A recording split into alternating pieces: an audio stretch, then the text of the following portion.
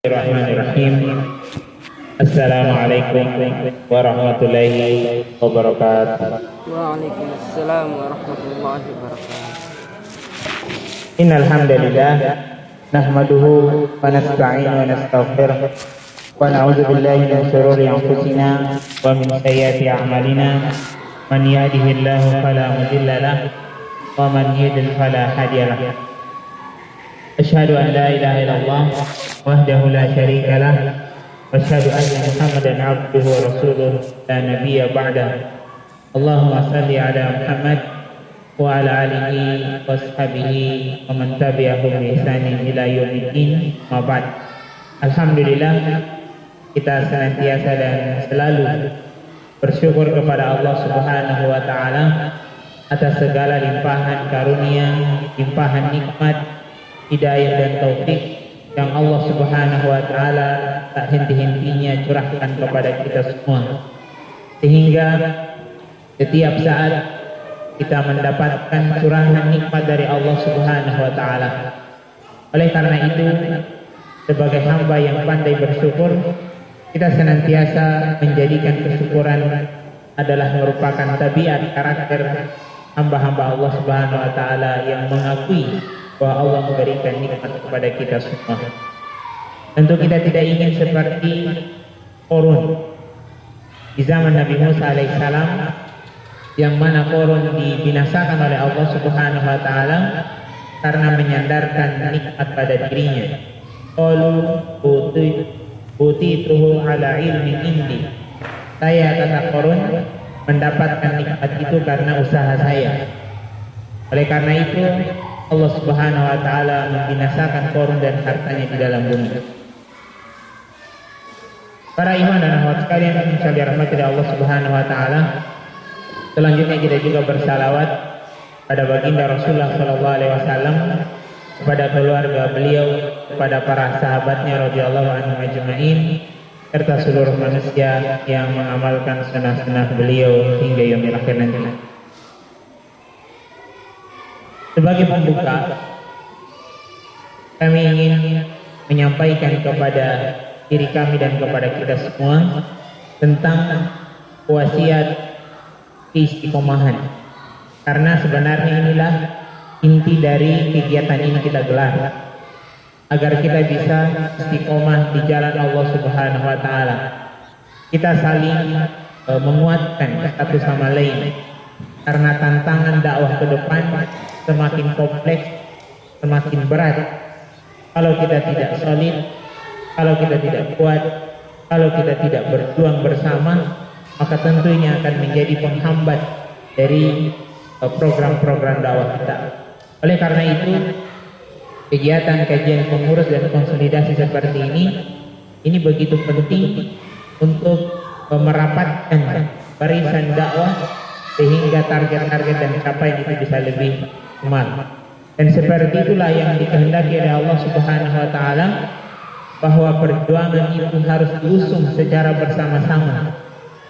Para nabi dan rasul, mereka adalah manusia-manusia pilihan Allah, diberikan mukjizat sebagai bukti dari kerasulan mereka, dan kita saksikan atau kita baca dalam sejarah dan juga yang dikisahkan oleh Allah Subhanahu wa taala dalam Al-Qur'an, bahwa mereka memiliki sahabat-sahabat yang bersama dengan mereka.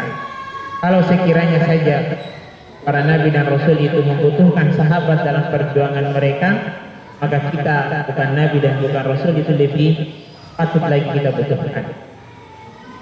Maka menjadi wasiat kepada diri kami dan kepada kita semua adalah wasiat istiqomahan.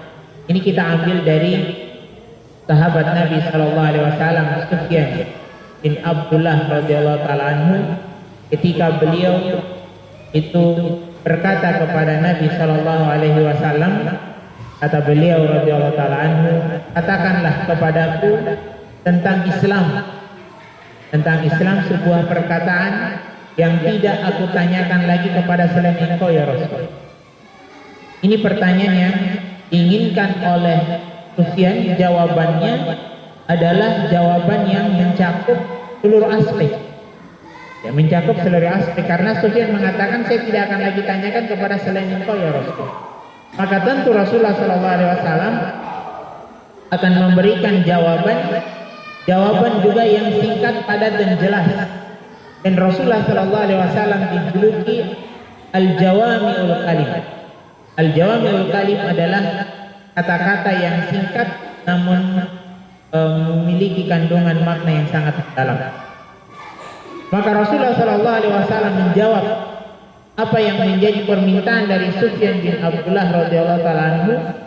Beliau SAW bersabda, "Qul amantu billah tsumma istaqim." Katakanlah, aku beriman kepada Allah Subhanahu wa taala dan beristiqomalah di atas keimanan itu. Ini dua hal yang disatukan oleh Nabi SAW, keimanan dan keistiqomahan. Ya, kita membina keimanan dan kita berusaha istiqomah di atas jalan keimanan tersebut. Ini para ikhwan dan akhwat sekalian yang dirahmati Allah Subhanahu wa taala, menjadi pesan dari Nabi SAW, sekaligus juga menjadi alasan kenapa kita menggelar kegiatan pada hari ini, agar kita bisa istiqomah secara bersama-sama di jalan dakwah yang begitu panjang ini. Hadirin para ikhwan dan akhwat sekalian yang dirahmati Allah Subhanahu wa taala, tema yang kita angkat pada kesempatan kali ini adalah Ugapai surgamu di jalan dakwah. Ugapai surgamu di jalan dakwah. Ini sebagai motivasi kepada kita semua, karena seorang mukmin itu harus punya sifat roja. Apa itu roja? Pengharapan. Kita ingin bahwa selalu tertanam pada diri kita roja, pengharapan kepada Allah Subhanahu wa taala. Yang dari pengharapan itu kita punya optimisme. Kita tidak pesimis. Ada harapan yang kita kejar. Kenapa hari ini kita berlelah-lelah? Kenapa hari ini kita bercapek-capek? Kita berjuang dengan pengorbanan harta dan jiwa kita, karena kita punya harapan.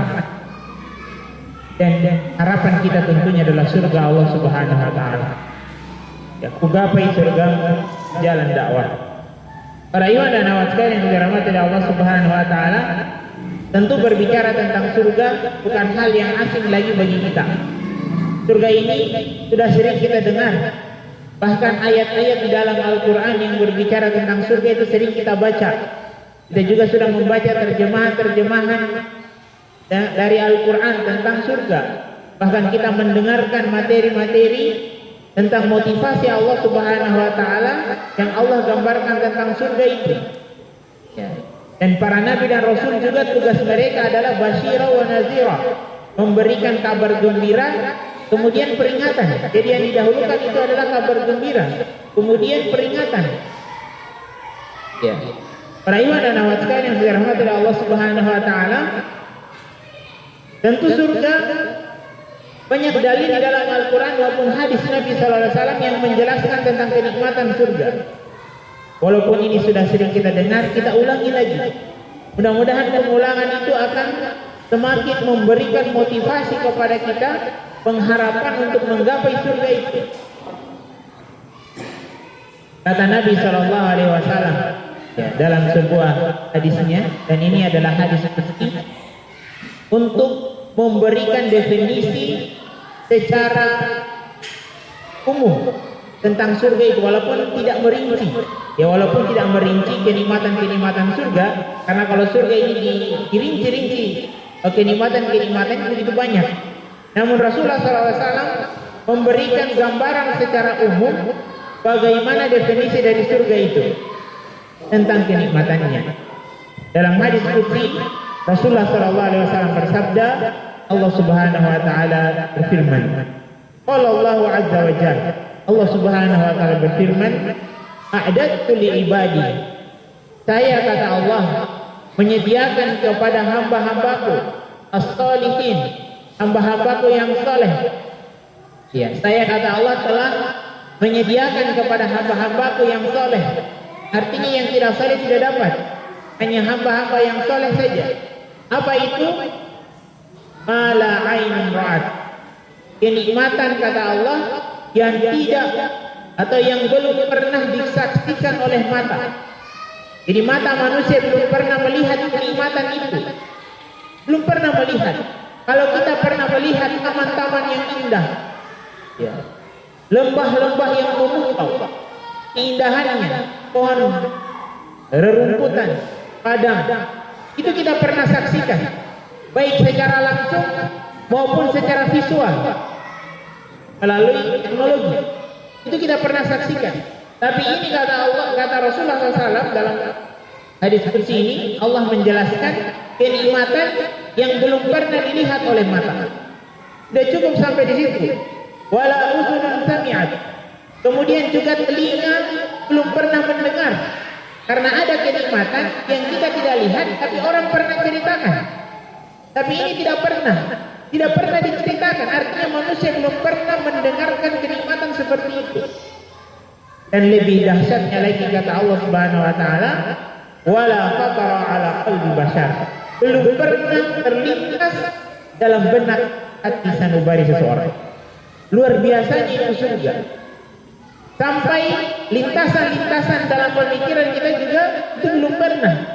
Kita walaupun belum pernah melihat ataupun belum pernah mendengar, kita bisa berangan-angan atau kita bisa mengilustrasikan dalam khayalan kita. Oh, ada istana yang sekian lantai misalnya, ada kolam ikan dan lain-lain sebagainya. Taman-taman yang indah itu masih bisa kita ilustrasikan dengan hati kita, dengan pemikiran kita. Tapi surga lebih dari itu. Inilah gambaran umum bagaimana kenikmatan surga itu. Para ikhwan dan akhwat sekalian yang dirahmati oleh Allah Subhanahu wa taala, maka tentu orang-orang yang beriman kepada Allah Subhanahu wa taala yang telah menyediakan surga itu, kita berusaha untuk menggapai surga.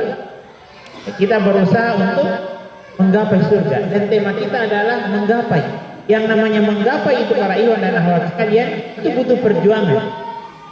Ya, namanya menggapai, kita mau meraih sesuatu itu butuh perjuangan. Butuh perjuangan, butuh mujahadah. Dan surga itu tidak gratis. Sekali lagi bahwa surga itu bukan sesuatu yang gratis. Kita sebutkan sebuah kisah dari sahabat Rabi'ah bin Ka'ab Al-Aslami radhiyallahu ta'ala anhu. Ya. Rabi'ah ini pernah bersama Nabi SAW di suatu malam. Kata Rabi'ah radhiyallahu ta'ala anhu, aku pernah bermalam bersama Nabi SAW. Lalu aku, kata Rabi'ah, menyiapkan air wudhu dan keperluan beliau. Kemudian Nabi SAW bersabda, mintalah sesuatu. Jadi Nabi memberikan kesempatan kepada Rabi'ah untuk meminta. Maka saya pun, kata Rabi'ah, menyahuti apa yang menjadi perkataan Nabi tersebut. Maka Rabi'ah mengatakan, aku meminta kepadamu agar memberikan petunjuk kepadaku tentang sebab-sebab agar aku bisa menemanimu di surga. Jadi ini permintaan Rabi'ah.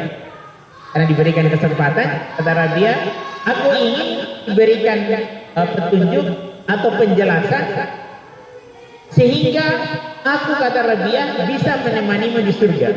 Jadi Rabi'ah bercita-cita masuk surga bersama Nabi SAW. Kita perhatikan bagaimana jawaban Rasulullah SAW. Kata Rasulullah SAW menjawab pertanyaan atau permintaan dari Rabi'ah tadi dengan bersabda, fa'ini ala nafsika bikasratis sujud. Bantulah aku, kata Rasul, atas dirimu untuk mewujudkan permintaanmu itu dengan memperbanyak sujud. Karena masuk surga itu bukan hak Rasul memastikan masuk surga. Itu hak prerogatif Allah Subhanahu wa taala. Maka Rasul mengatakan, bantu aku untuk mewujudkan keinginanmu itu dengan memperbanyak sujud. Artinya kasih banyak ibadah kepada Allah Subhanahu wa taala. Maka ini menandakan bahwa masuk surga itu butuh perjuangan, harus kita usahakan. Ya, harus kita usahakan. Dan beberapa dalil di dalam Al-Qur'an, misalnya dalam Quran surat At-Taubah ayat 111, Allah Subhanahu wa taala mengatakan, innallaha ashtara minal mu'minina anfusahum wa amwalahum bi anna lahumul jannah. Sesungguhnya, kata Allah, ini sering kita ulang-ulang ini ayat, dan sebisa mungkin ayat ini kita hafal. Kata Allah Subhanahu wa taala, sesungguhnya aku, kata Allah, telah membeli pengorbanan. Innallaha ashtara minal mu'minina, Sesungguhnya aku, kata Allah, telah membeli dari orang-orang yang beriman pengorbanan harta, pengorbanan jiwanya dan pengorbanan hartanya, bi anna lahumul jannah, dengan memberikan kepadanya surga. Atau ayat 111. Jadi Allah Subhanahu wa taala, para ikhwan dan akhwat sekalian, membeli pengorbanan jiwa dan harta seorang yang beriman, Allah beli dengan surga.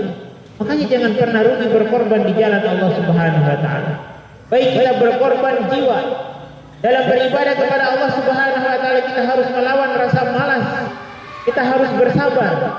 Kita mungkin ada permasalahan, ada ketersinggungan satu sama lain. Itu adalah konsekuensi dalam barisan perjuangan. Mungkin kita akan tersinggung ya, karena kita berkawan dengan manusia yang tidak masuk. Ya. Ada juga pengorbanan harta. Kita sudah capek-capek, uang juga yang terkuras. Itu konsekuensi dari sebuah perjuangan. Dan Allah Subhanahu wa taala membeli perjuangan itu, pengorbanan harta, pengorbanan jiwa dan harta itu dengan surga yang kenikmatannya kita sudah jelaskan di awal tadi. Ya. Ini luar biasa. Dalam Quran surat Az-Zukhruf ayat 72, setelah Allah Subhanahu wa taala menyebutkan tentang kenikmatan surga, Allah menutup ayatnya dengan mengatakan, bima kuntum ta'lamun. Itu disebabkan karena amalan-amalan kalian dahulu. Dalam Quran surat Al-Waqiah ayat 24, Allah mengatakan juga setelah menyebutkan tentang kenikmatan surga, Allah mengatakan jazaa'an bima kanu ya'malun. Ini adalah merupakan balasan dari apa yang kalian lakukan dahulu. Memang masuk surga harus punya amalan. Maka tidak heran jika malaikat yang menyambut penduduk surga, malaikat yang menjaga di pintu surga itu menyambut para ahli surga, mereka mengatakan yaquluna salamun alaikum. Dalam Quran surat An-Nahl ayat 32, yaquluna salamun alaikum, keselamatanlah atas kalian, karena memang orang masuk surga pasti selamat. Maka malaikat mengatakan yaquluna salamun alaikum udkhulul jannata bima kuntum ta'malun. Masuklah kalian ke dalam surga disebabkan karena amalan-amalan yang kalian lakukan dahulu. Makanya masuk surga harus punya amalan. Kenapa sih hari ini kita harus capek-capek sholat, capek-capek puasa, kita harus capek-capek berjuang, capek-capek bikin sekolah, capek-capek bikin lembaga dakwah? Ya karena tadi harus kita punya amalan. Kita sudah nyaman kita sudah nyaman sebenarnya, kita sudah bisa sholat, kita sudah bisa puasa.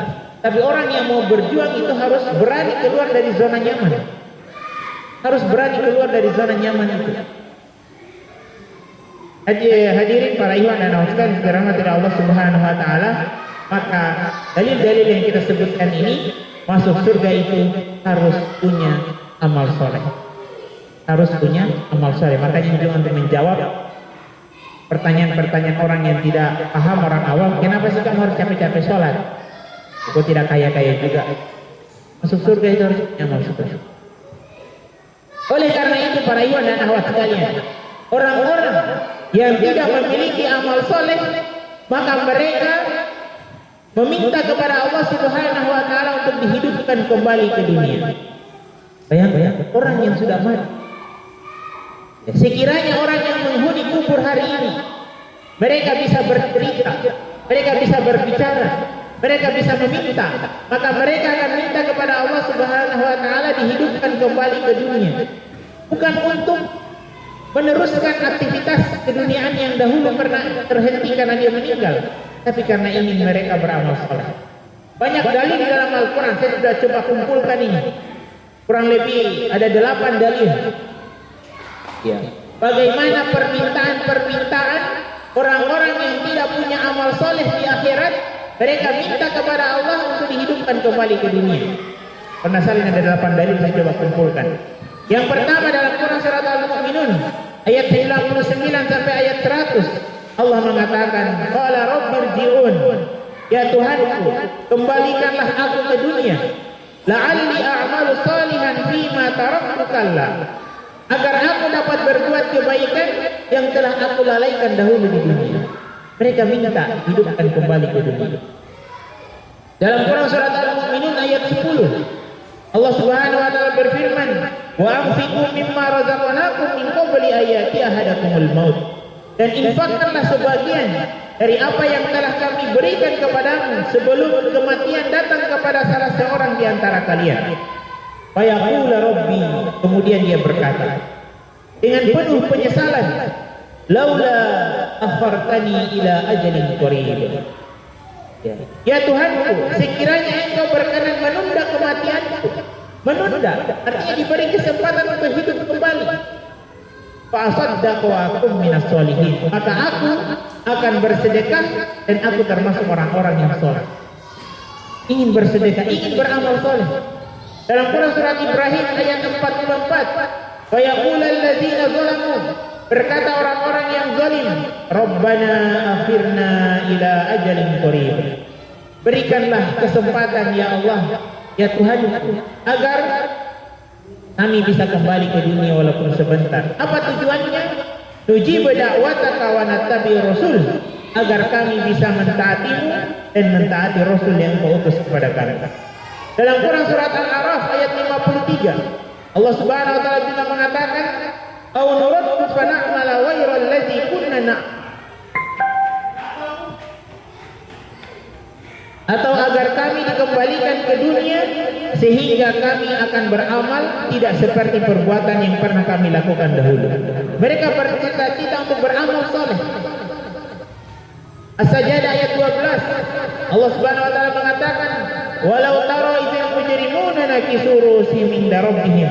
Alangkah ngerinya ketika kalian melihat orang-orang yang berdosa menundukkan kepalanya di hadapan Tuhannya, kemudian berkata, Rabbana abasarna wa sami'na. Kami telah melihat hari ini ya Allah, kami juga sudah mendengar. Farji'na na'mal solihan inna muqinun. Kembalikanlah kami ke dunia. Ya, kembalikanlah kami ke dunia agar kami bisa beramal soleh dan kami adalah orang-orang yang yakin. Al-An'am ayat 27 juga redaksinya sama seperti itu.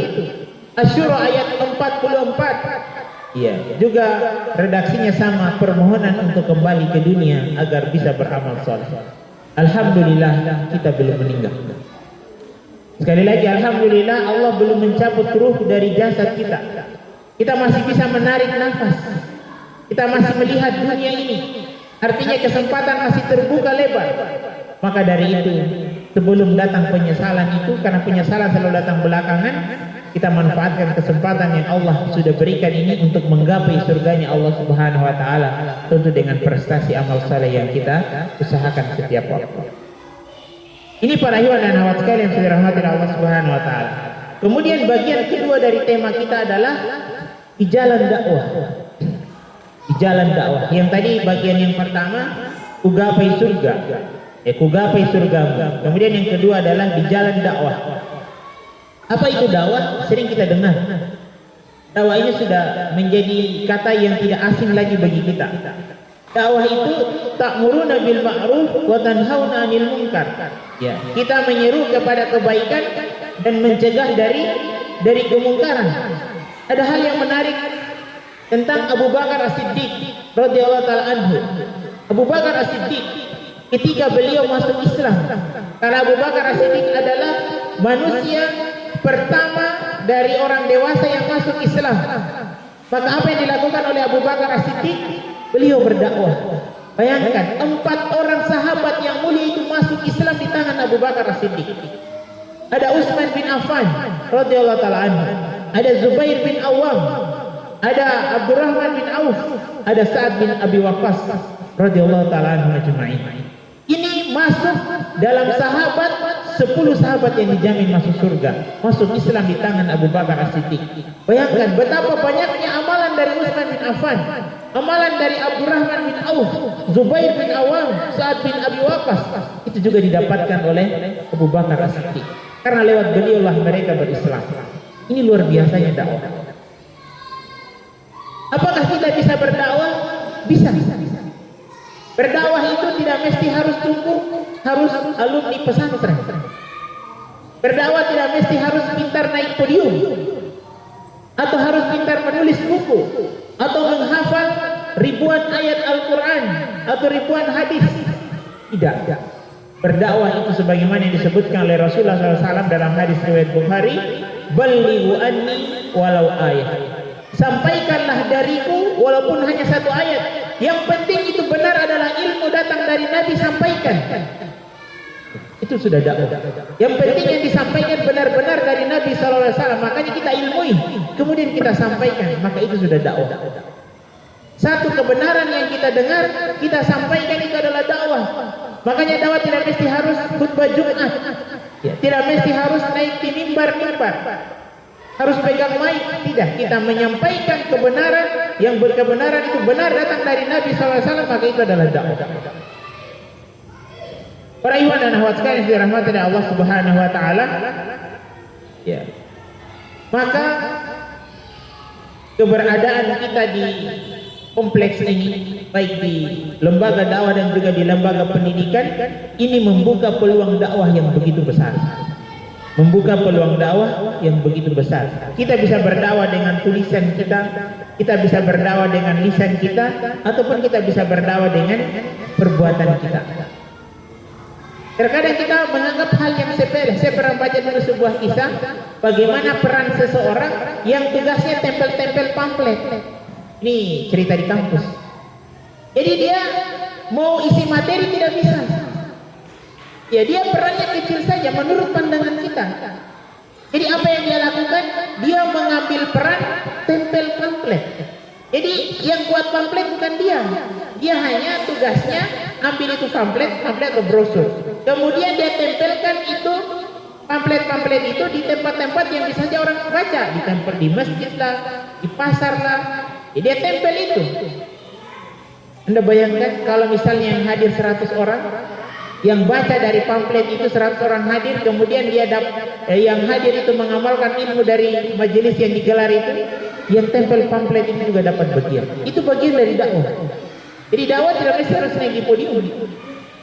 Ya. Ini para iwan dan anak sekalian dirahmati Allah Subhanahu wa taala. Kemudian bagian terakhir, pertanyaannya adalah, apakah dengan jalan dakwah pintu surga itu dapat kita gapai? Ini menjadi korelasi dua bagian yang kita satukan tadi. Kita sudah membahas bagian per bagian, kemudian korelasinya adalah apakah dengan jalan dakwah surga dapat kita gapai? Tentu jawabannya adalah iya. Mengapa demikian? Karena amalan ini yang pertama, amalan yang pahalanya tidak pernah terputus walaupun telah meninggal dunia.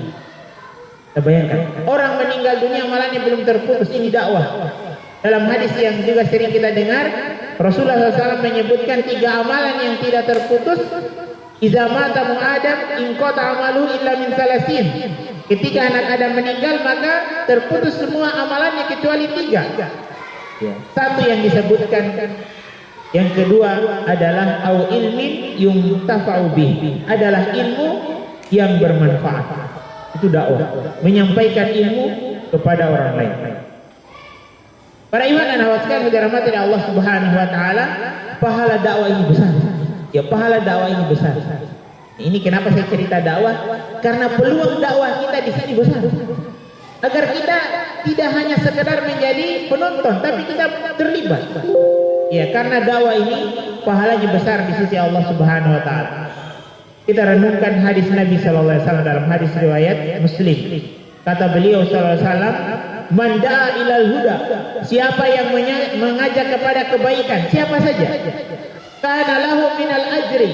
Kemudian dia akan mendapatkan balasan, mendapatkan pahala. Mislu ujuri man tabi'ahu la yanqusu dzalik min ujurihim syai'a.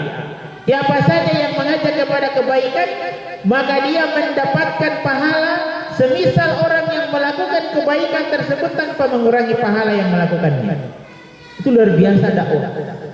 Iya, luar biasa dakwah. Maka ketika seseorang mengajarkan ilmu, kemudian ilmu yang diajarkan itu diamalkan, maka dia mendapatkan pahalanya dan senantiasa mengalir walaupun dia sudah meninggal dunia. Ya, guru TK misalnya diajarkan anak-anak huruf hijaiyah, A, Ba dan seterusnya, atau huruf Latin, diajarkan sholat, diajarkan baca Quran. Mungkin kita berpikir hanya mengajarkan A, Ba, Ta. Apa sih peranan A, Ba, Ta? Iya, tapi itu dasar. kemudian dia bisa bawa itu untuk beribadah kepada Allah Subhanahu wa taala, maka dia mendapatkan pahalanya. Dia ajarkan Al-Fatihah, setiap kali dia sholat dia baca Al-Fatihah, kali berapa tahun dia hidup, berapa pahala yang dia dapat, tanpa mengurangi pahala yang mengamalkan. Ini luar biasa dakwah. Ya. Guru-guru mengajar butuh fasilitas, butuh gedung, ya, butuh kafalah untuk keperluan pribadinya atau keluarganya. Orang-orang yang terlibat dalam kebaikan-kebaikan itu juga mendapatkan pahala di sisi Allah Subhanahu wa taala. Ini yang disebut dengan berkolaborasi dalam amal jamaah. Walaupun itu kita menganggap peran kita sedikit, tapi ya, semuanya dihitung oleh Allah Subhanahu wa taala. Tidak usah khawatir. Kaidah mengatakan al jaza min jinsil amal. Ya, al jaza min jinsil amal, bahwa balasan itu sesuai dengan kadar amal perbuatan. Setiap perbuatan atau amalan yang kita lakukan sulit, semakin besar pahalanya di sisi Allah Subhanahu wa taala. Semakin berat, semakin besar juga pahalanya di sisi Allah Subhanahu wa taala. Makanya kenapa Allah mengatakan as-sabiqunal awwalun minal muhajirin wal ansar? Allah langsung menyebutkan karena orang-orang yang pertama masuk Islam itu perjuangan keimanannya berat. Makanya pahalanya juga di sisi Allah Subhanahu wa taala juga besar. Ini para ikhwan dan akhwat sekalian yang dirahmati oleh Allah Subhanahu wa taala. Maka itu poin yang pertama. Kemudian yang kedua adalah dakwah merupakan pekerjaan utama orang-orang yang mulia. Ya, pekerjaan utama orang-orang yang mulia adalah dakwah. Memang di antara mereka ada yang berprofesi sebagai pedagang, ada yang berprofesi sebagai pengembala, sebagai petani, ataupun profesi-profesi halal lainnya. Tapi itu pekerjaan sampingan. Pekerjaan utama dari orang-orang yang mulia adalah berdakwah. Itulah pekerjaannya para nabi dan rasul, para ulama, orang-orang soleh terdahulu. Pekerjaan mereka adalah berdakwah. Mereka adalah seorang dai, walaupun juga mereka punya kegiatan yang lain. Kita harapkan seperti itu. Kalau kita seorang pedagang, pedagang sekaligus dai. Kalau kita seorang pilot, pilot sekaligus dai. Kalau kita seorang guru, guru juga sekaligus dai. Begitu seterusnya, itu yang kita inginkan. Dan dakwah itu adalah pekerjaan orang-orang yang mulia. Setiap hari kita mengatakan ihdinas siratal mustaqim. Tunjukilah kami ya Allah ke jalan yang lurus. Siratal ladzina an'amta alaihim. Jalannya orang-orang yang telah diberikan nikmat. Siapa jalannya orang-orang yang diberikan nikmat? Allah sebutkan dalam Quran surat An-Nisa ayat 69. Wa may yuti'illaha war rasul fa ulaika ma'al ladzina an'ama Allahu alaihim minan nabiyyin wasiddiqin wasyuhada'i wassalihin. Itu orang-orang yang diberikan nikmat, para nabi, para siddiqin, orang-orang yang jujur, para syuhada dan orang-orang yang solihin. Itu yang kita minta setiap sholat kita. Kita ingin dikumpulkan dengan mereka karena Allah mengatakan wa hasuna ulaika rafiqa. Mereka itulah teman-teman yang baik. Kita ingin berkumpul dengan mereka, maka lakukan apa yang menjadi pekerjaan mereka, yaitu berdakwah. Ini keutamaan yang kedua. Kemudian yang ketiga, itu yang terakhir para ikhwan dan akhwat sekalian, adalah bahwa dakwah adalah jalan meraih kemenangan dan kejayaan umat. Jazirah Arab tidak pernah diperhitungkan. Tidak pernah diperhitungkan oleh dua imperium besar, Romawi dan Persia. Tapi dengan dakwah kurang dari 25 tahun sudah mampu menggetarkan Romawi dan Persia, bahkan mengalahkan, dan seterusnya Islam menguasai 2/3 dunia. Itu dakwah. Peranan dakwah sangat besar. Kalau kita tidak berani keluar dari zona yang nyaman, kita sudah nyaman-nyaman saja, maka kejayaan dan kemenangan itu akan lambat. Maka dakwah adalah merupakan jalan meraih kemenangan dan kejayaan umat. Izzatul Islam wal muslimin. Para ikhwan dan akhwat sekalian yang dirahmati Allah Subhanahu wa taala, sebagai penutup, maka kami menghimbau kepada diri kami dan kepada kita sekalian bahwa kita membutuhkan lembaga dakwah dan lembaga pendidikan ini. Kita butuh lembaga dakwah dan lembaga pendidikan, dan jangan pernah merasa bahwa lembaga pendidikan dan lembaga dakwah itu yang membutuhkan kita. Kita harus merasa kita butuh. Kita butuh lembaga dakwah Wahda Islamiyah ini, dan kita butuh lembaga pendidikan Ibnu Abbas ini. Bukan lembaga dakwah dan lembaga pendidikan yang membutuhkan kita. Jadi kita yang butuh sebenarnya. Kenapa kita butuh? Karena sarana itu kita bisa gunakan untuk menggapai surga Allah Subhanahu wa taala. Kita ingat bahwa sunatullah Islam itu akan tetap menang. Sunatullah, dan Islam itu akan tetap jaya. Islam itu akan tetap menang dengan kita atau tanpa kita. Itu yang harus kita ingat. Bahwa sunatullah Islam itu akan tetap jaya dan menang dengan kita atau tanpa kita. Ketika Islam itu menang, apakah kita masuk dalam barisan orang-orang yang memperjuangkan Islam itu atau tidak? Maka tentu kita ingin menjadi pemain dan bukan sekedar penonton. Maka kita mengambil peran di setiap peluang yang ada di tempat ini untuk berdakwah di jalan Allah Subhanahu wa taala, karena kita butuh untuk menggapai surganya Allah Subhanahu wa taala. Saya kira ini yang bisa kita sampaikan.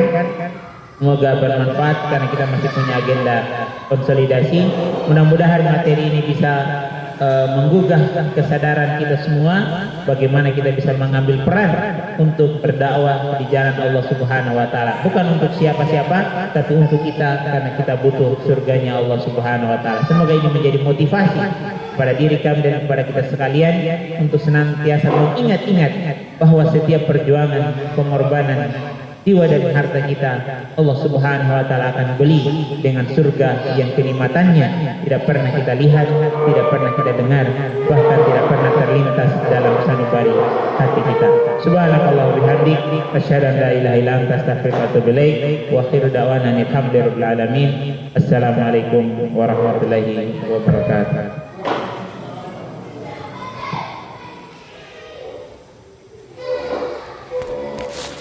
Kita rehat 1 menit untuk persiapan di konsolidasi. Yang luruskan.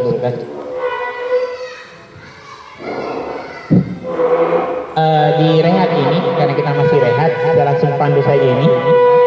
Di rehat saya sudah bagikan di grup itu beberapa agenda konsolidasi. Silakan di masa rehat ini mungkin 1 atau 2 menit dibaca-baca dulu, mungkin ada saran ataupun ada tambahan, nanti kita kembangkan di sesi musyawarah konsolidasi.